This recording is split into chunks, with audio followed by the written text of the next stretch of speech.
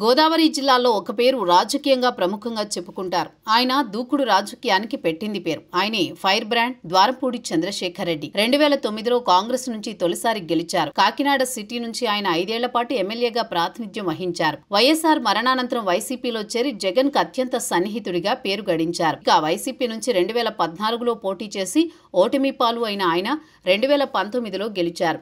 ఈ దఫా వైసీపీ అధికారంలోకి రావడంతో ఆయన హవాకు ఎదురు లేకుండా పోయింది. ఆ ఊపులో ఆయన చంద్రబాబు, పవన్ కళ్యాణ్ మీద లెక్కలేనన్ని విమర్శలు చేశారు. వారి మీద ఎన్నో హాట్ కామెంట్స్ చేశారు. తనకు తిరుగులేదని అన్నట్లుగా వ్యవహరించారు.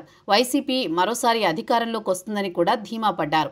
2024 ఎన్నికల్లో ఆయన ఏకంగా 56,000 ఓట్ల భారీ మెజారిటీతో ఓటమి పాలయ్యారు. ఇక ఓటమి చెందిన తర్వాత గడిచిన ఏడాది కాలంగా ఆయన పూర్తిగా మౌనమునిగా మారిపోయారు. అసలు మాటరాని వారిగా నిలిచిపోయారు. ఇంతలో ఎంత మార్పు? ఏం జరిగింది? ఫైర్ బ్రాండ్ ఫుల్ సైలెంట్ గా ఉండడం ఏంటి అన్న చర్చ జరుగుతోంది.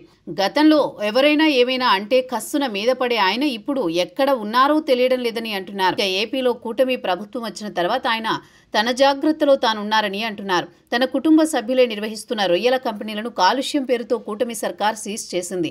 దాంతో అలా తొలి షాక్ తగిలిందంటున్నారు. దాంతో ఎందుకొచ్చిన రచ్చ అనుకుని ఆనాటి నుంచే ద్వారంపూడి సైలెంట్ అయ్యారా అన్న చర్చ సాగుతోంది. ఏపీలో ఎన్నో పరిణామాలు జరుగుతున్న ఆయన మీడియా ముందుకు రావడం లేదంటున్నారు. కూటమి పాలనలో వైసీపీ నేతలు ఒక్కొక్కరి మీద కేసులు పడుతున్నాయి. చాలా మంది అరెస్ట్ అవుతున్నారని, జైలుకు వెళుతున్నారని చెప్తున్నారు. దాంతో ఎందుకొచ్చిన గొడవ అని ఆయన తగ్గిపోతున్నారా అంటున్నారు. ఇక పార్టీ ఆఫీస్ నుంచి ఆయనకు రెస్పాండ్ కావాలని, గొంతు విప్పాలని వర్తమానాలు వస్తున్నా ఆయన అవుట్ ఆఫ్ స్టేషన్ అని చెప్పి తప్పించుకుంటున్నట్టు చెబుతున్నారు. కొత్త సమస్యలు వస్తాయని, ఎందుకు అని ఆయన అలా సైలెంట్ గా ఉంటున్నారని చెబుతున్నారు. ఇది మన టైం కాదని ఆయన సన్నిహితులతో అంటున్నారట. ఆయన పూర్తిగా వ్యాపారాల మీదే ఫోకస్ పెట్టారని అంటున్నారు. దీంతో ద్వారంపూడి ఎందుకిలా మారిపోయారు, ఆయనలో ఫైర్ ఏమైంది అని సన్నిహితులే ఆశ్చర్యపోతున్నారట. ఎవరేమనుకున్నా సరైన పాలిటిక్స్ నే ద్వారంపూడి చేస్తున్నారు అన్నవారు ఉన్నారు. మొత్తానికి ద్వారంపూడి మౌనం బద్దలయ్యేది ఎప్పుడు అన్నదే కాకినాడ రాజకీయాల మీద ఆసక్తి ఉన్నవారు అనుకునే మాటగా ఉంది.